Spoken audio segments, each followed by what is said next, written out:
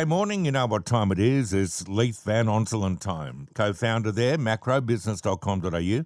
I check it out every day. I advise you to. It's a matter for you in the end, but boy, oh boy, groundbreaking finance and economic news every day and analysis. Mr. Van Onselen, I hope you're well. Oh, good. Thanks, Luke, mate. You always give the best introductions. Thanks for that. I'm here to serve. Now, I was here for Ray Hadley a week and a bit back, and I was watching Sunrise, and I was watching Claire O'Neill, the hapless Home Affairs Minister, say, we're going to halve immigration. Yeah, we are. We're going to halve it. Yet we had some numbers this week from the ABS, the Australian Bureau of Statistics. If they're going to halve it, my goodness me, they're going to get their skates on, don't they?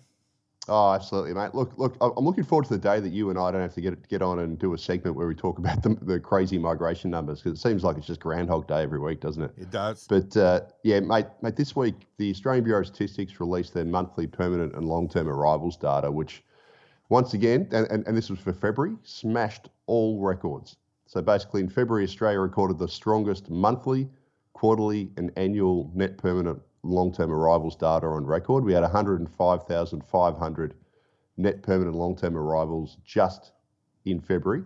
Now, this data, it's not the official net overseas migration data, but it's almost the same. It's just like the sort of advanced monthly data they get, which correlates almost perfectly with the actual official data, which we only have to September, which had nearly 550,000. But what it basically means is that this record immigration that we recorded in the year to September of nearly 550,000 just continued into the new year. Yep. And it also means that the Albanese government's projection in December that they reduced net overseas migration to 375,000 this financial year looks like it's just going to be absolutely blown out of the water. And we're more likely to get a number, closer to 500,000, if not maybe slightly higher, based on this data. So, yeah, the whole notion that the government's going to halve net overseas migration is a bit of a furphy anyway, because they're halving it from a level that they more than doubled. Yes. So it's all political doublespeak anyway. If they did halve it to 250,000, which I think is their number for next year, yep, that'd still be 30,000 higher than the average we had in the 15 years leading up to the biggest to the pandemic with Rudd's big Australia migration. So that number was too high. 250 would be too high, but at the moment we're way above 250. We're probably closer to 500. So they keep running this line, mate, where they say, we did have the pandemic and the borders were closed and, there was always going to be this catch-up. Well, that's not right. A government's elected to make decisions around all these things, and sure, we would have had a number of people come to Australia, absolutely, but you want the government to have an eye on what's going on here, to have an interest in the welfare of the people. I mean, what comes to mind immediately, you and I talk about this each week too, is our rental crisis. This is a result of Albo's Big Australia. And they'll say, we don't have a Big Australia policy, we're just, playing catch-up, blah, blah, blah. They're addicted to it. Kevin Rudd had it, and now this bloke's got it. Yeah, and what makes it even worse is that in December 2021 and January 2022, a couple months out from the last federal election, Albanese was quoted in the mainstream media twice, two separate occasions, saying that they'd run a lower immigration policy if they're elected. So instead, they actually did the opposite. They got elected, ran the Jobs and Skills Summit, ramped it up, and that's obviously why we've got the rental crisis that we talk about every week, because he's also ramped it up at the same time as the supply side of the housing market's broken because of the pandemic. We've had a 40% increase in materials costs. We've got high interest rates. We've got builders competing for labour against state government infrastructure projects. They're all going broke. And so I'm not building as many homes, but we've also ramped up demand for those homes. So the net result is the rental vacancy rates collapsed to a record low. We've got rents going through the roof. We've got people being forced into group housing, homelessness, all the stuff that comes with it. And it's all because this government decided to, ramp immigration into a heavily supply constricted housing market. It was stupid. Yeah, it's stupid. Now, I want to get to this policy that we learned about through the week, and perhaps just before that too. This is this future-made idea that somehow we're going to, by spending, I think the government spends $1 billion to fast-track projects and get down the cost of energy, and, all of a sudden we're going to start making things here, even though wages are in some parts going up and the availability to get skilled labour is somewhat constrained because we let foreign students and others in without the qualifications. But this is, I don't know what you make of it, but it seems to me to be pie in the sky stuff. Yeah, it's just another, government word salad to try and sound like they're doing something. So it's a bit like, Albo's 1.2 million housing fund. It sounds good, but it's never going to be delivered. Yeah. This is another one. I think it was just about 10 days ago, roughly.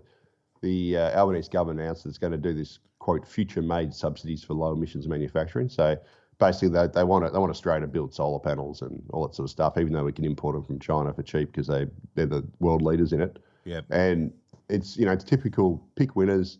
It's going to be inflationary because it's going to basically throw a whole bunch of your money at areas where Australia is never going to be competitive. For example, solar panel manufacturing.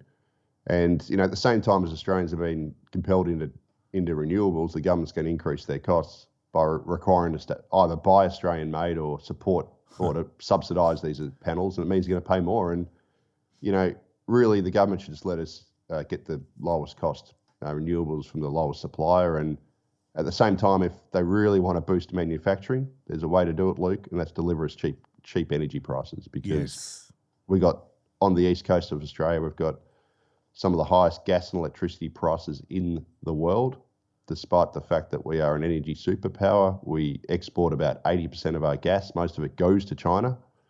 And, we're the only jurisdiction in the world, basically, that exports gas that doesn't have a reservation policy. And as a result, we pay these really high prices. And then what that means is that gas then feeds into electricity prices because it's the firming power for electricity. So, when you need to back up your coal or back up your renewables, you use gas. And then that's very expensive, it feeds into electricity prices. So if you really want to boost manufacturing, bring in domestic reservation, copy what they do in Western Australia, copy what they do everywhere else in the world, bring down the cost of gas, and then we'd actually have cheap energy, and then we can actually be cost competitive, because at the moment we're not. And we're seeing Australia's last, plastics and chemicals manufacturer, Quenos, go broke this week, and they cited high gas prices for going broke. And as a result, we've lost that capacity, and it's going to throw about 700 people under the unemployment line, and it's because of expensive energy. So fix that. What a joke. It is. Yeah, and get out of the way, mate. I was talking to a fella that went to regional New South Wales.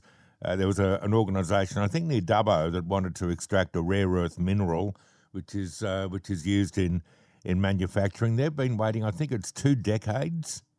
And there's the green tape. It comes down to a legless lizard, and as a result of that, they can't mine this rare earth mineral. I mean, we're not fed income, are we? We're all about. I don't want to do what they said to Morrison, where it's all about announcement, but they don't think things through. All of a sudden, because Albo tosses $1 billion of our money at a sector, we're going to stop buying the Chinese solar panels and buy the Australian ones. Oh, really? We used to make them here, but they were, overtaken by the Chinese on price. And even though there is, evidence of slave labour involved with the Uyghurs and others in China, by Albo saying, hey, look at this, made in Australia, here's $1 billion to make that all come together. The perfect example is Holden. They used to say, if you don't buy a Holden, they'll stop making them here. Well, we had plenty of choice, and people decided, I'm not going to do that. I'll buy a Toyota or, a European car, and all of a sudden, Holden, recipient of billions of dollars again, say ta-ta.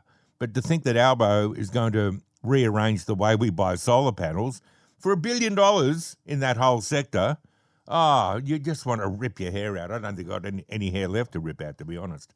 Yeah, well, I mean, again, it comes down to the fact that if you want, the best thing to do is deliver cheap energy, right? And then let the manufacturers do what they let them compete. And then I guarantee you, if they have lower cost energy than the majority of the rest of the world, we actually probably will have some competitive manufacturing, and we should, because we are the Saudi Arabia of gas, and yet we pay European style prices for it. Yeah. Or some of the highest in the world for our own gas that we sell on the cheap to everyone else. Yeah. So that their manufacturing can be competitive. Yeah. It's just totally back to front. Yeah. And we're not a serious country. No. And just one last thing, Luke, a case in point, the US now has overtaken us as the world's biggest gas exporter. But they also have some of the world's cheapest domestic gas prices because they have a big reservation program in for their residents. And as a result, the US is actually a manufacturing powerhouse as well. They export the most gas, more than us now. Yeah. But they also have way cheaper gas prices than us. They have some of the lowest in the world. And guess what? They're competitive. We do the opposite, and we're not. Have a lovely weekend, mate. Thank you so much. Yeah, thanks, Luke.